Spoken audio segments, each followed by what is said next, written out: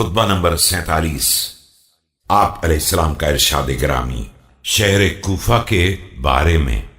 بسم اللہ الرحمن الرحیم۔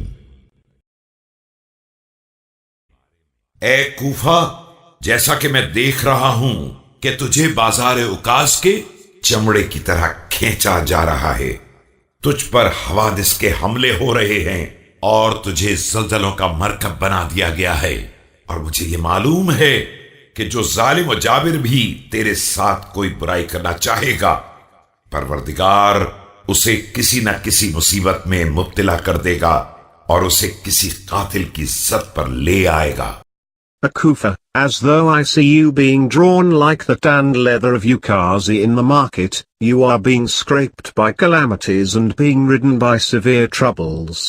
I certainly know that if any tyrant intends evil for you, Allah will afflict him with worry and fling him with a killer, set someone on him to kill him.